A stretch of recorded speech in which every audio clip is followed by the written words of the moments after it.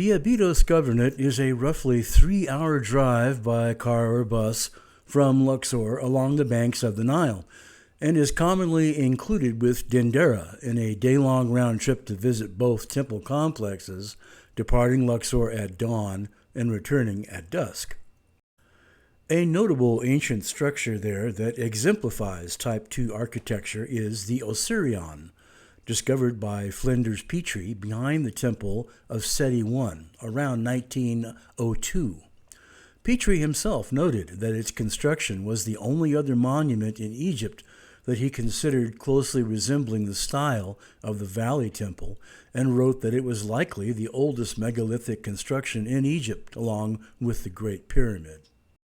Although many are not familiar with the Osirion, the Seti I temple that it abuts has a feature just inside the entrance that has excited much interest and debate around the internet, and I shall discuss this briefly at the end of this video.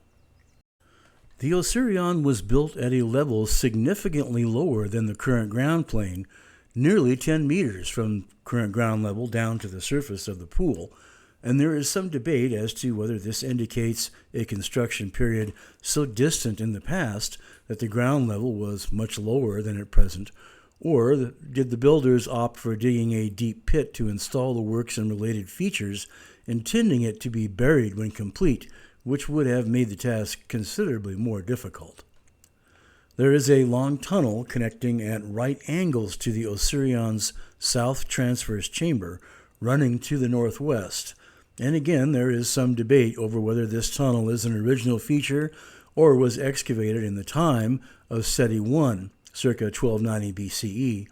possibly indicating that the older Osirion was rediscovered during the construction of the Seti I temple. The interior of the Great Hall, the side walls, the columns and chambers in the side walls are blank of any original inscriptions, with only a pair of painted flower of life geometric designs on the upper portion of one column in the Great Hall, possibly added in the era of Ptolemy, and there is no sign of any passage or foundation feature of the Osirion, which is contiguous with the Seti temple. The Great Hall and its enclosure dimensions are roughly 50 meters long by 35 meters wide, with an original ceiling height of nearly 10 meters above the water level. I have left a link in the description below to a web page outlining the basic tenets of the Osiris mythos. When Petrie unearthed the site, he found that all but one of the massive roofing slabs was missing, and it became evident as the dig progressed that the site had been repeatedly looted for building materials in antiquity. Estimates of the block weights in Aswan granite for the columns and the beams remaining are in the 80 to 100 ton range, and the severe straight-sided right-angled construction scheme closely echoes that seen in the Valley Temple, as well as the blank faces of the columns and interior walls.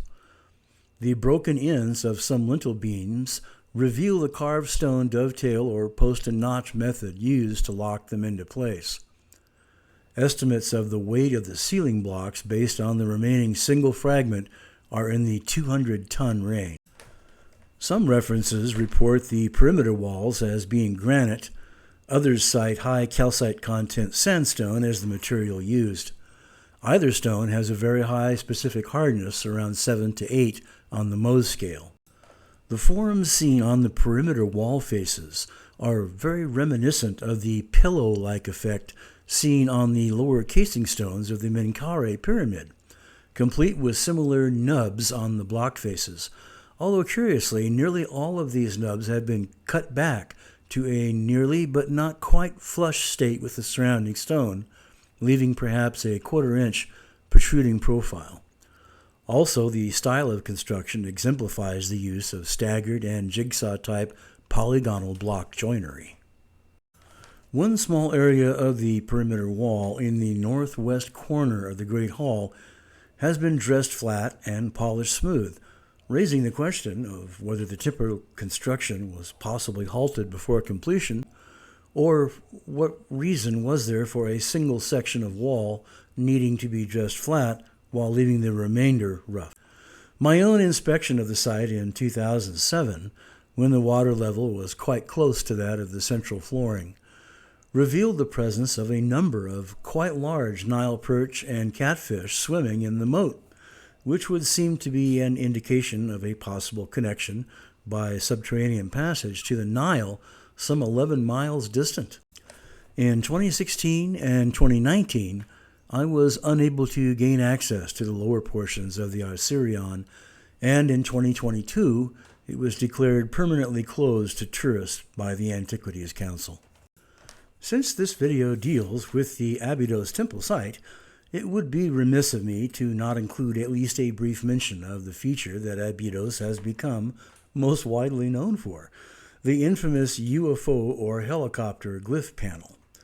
This panel occupies the center portion of a main transverse lintel beam just inside the main entrance, as part of a long line of inscriptions running along the length of the beam.